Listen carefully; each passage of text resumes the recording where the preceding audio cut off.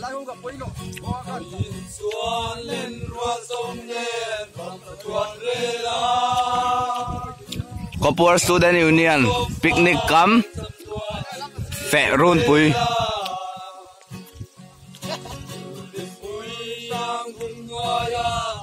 chuột về la cài chia ye râu mây xám lên chung lên về lung loa tên chuột cầm loa về sông phang hun loa alpha phang tu linh em đoai đoai anh mô tu tên sil tu ni la lung loa tu đi sông Tiang so ya lên dun kan loa kan sông phang ngoya Để aram tuan rela Đồn sang in Một lại đi trên tu ca Thâu lệ Đồn đi er lông mô Đồn sang in Kan chua kê với ni sâu Kan sông phang lung rua tên chuan kan loa me sông phang tun hoa al pa phang tu linh em đoai đoai an mo tu tên sil tu ni la lung hoa tu ti sông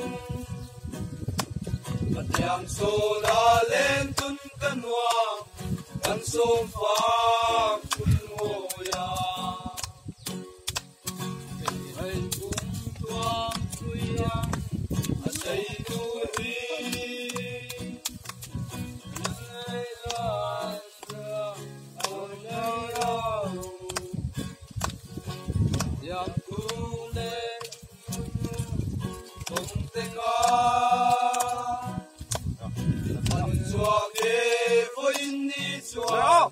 Kan sông phang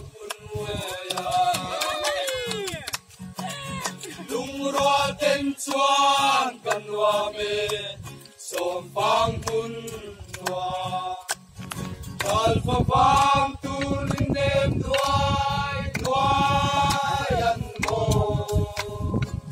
tu tên sil tu ni la lung roan tu ti sông Tiang so la lên dum kan loa kan sông phang hun hoa lung roa tên chuan kan loa me sông phang hun hoa